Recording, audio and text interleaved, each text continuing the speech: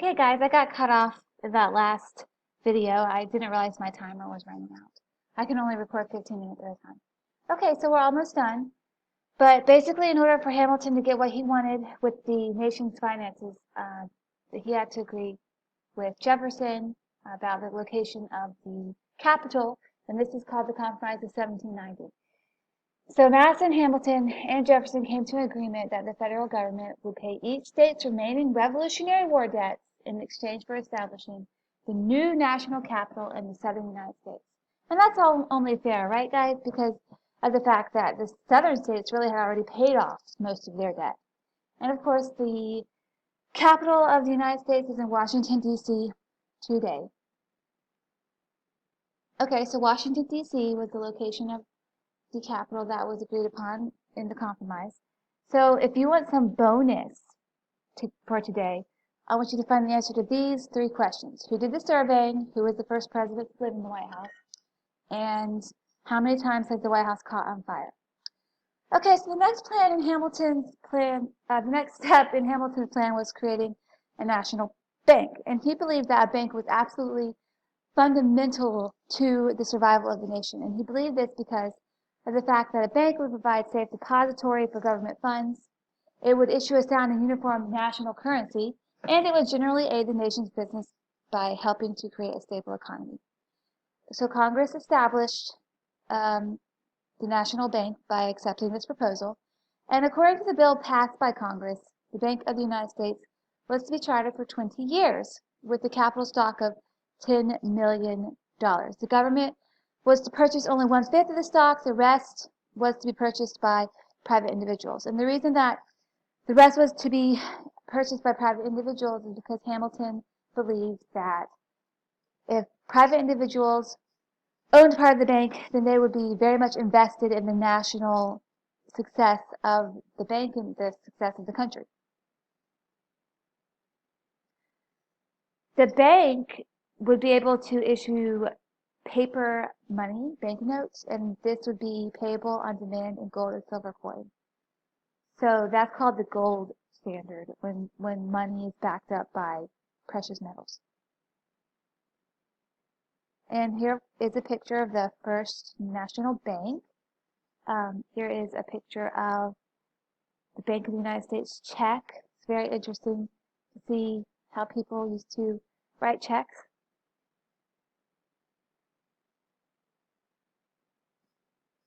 Okay, and I already talked about this before. I got a little bit ahead of myself. But the reason that linking private management and primarily private ownership of the bank to the interests of the country has to do with the fact that if the success of one is the success of the other. So they're going to want both to succeed.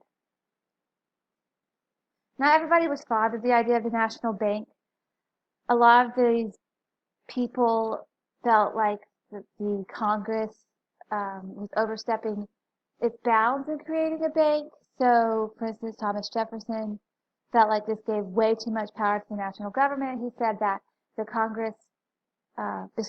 the Constitution did not mention a bank at all. And therefore, we could see among his line of reasoning what's called strict construction, which is a strict interpretation of the Constitution. But Hamilton has a very different approach to the way that he looks at the Constitution, and this is called loose construction or loose interpretation of the Constitution. So basically, Hamilton says that the Constitution has given Congress implied powers and that establishing a bank was necessary and proper for the good of the country. So those are the two ways of interpreting the Constitution, either strict construction or loose construction. Washington agreed with Hamilton, and he signed the bank bill into law despite Jefferson's protest. And really, Jefferson and Hamilton are going to really butt heads a lot. They have very different worldviews throughout their political careers.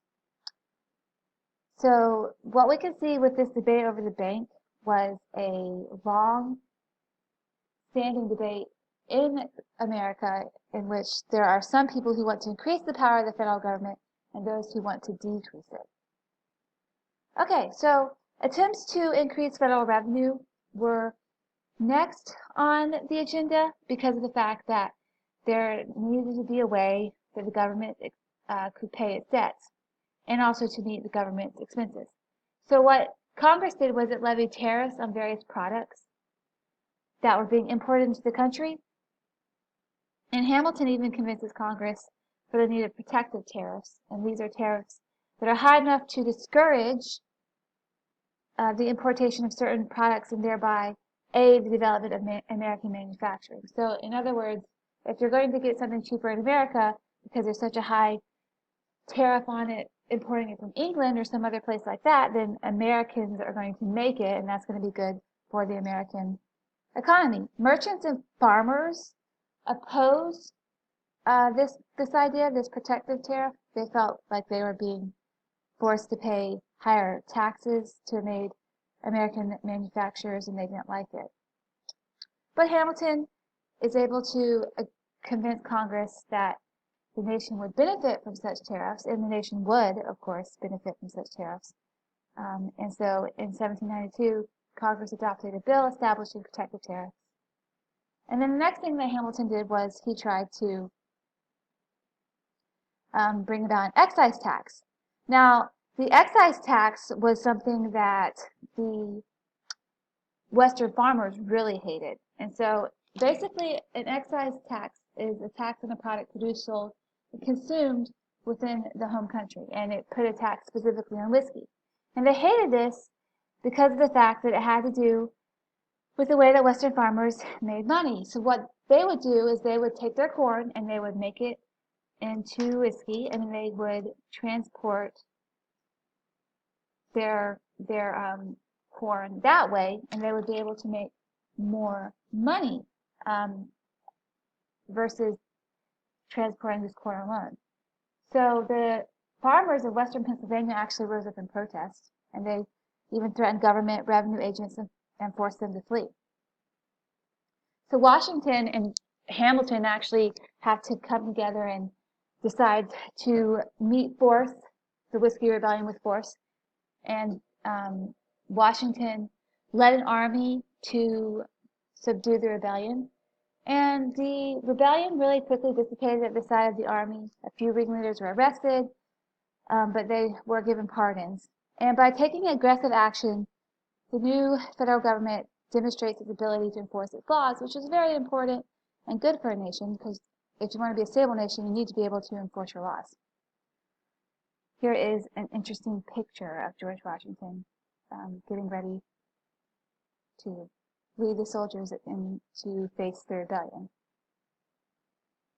Okay, so the last thing that we're going to talk about as far as Hamilton's contributions go are his coinage system.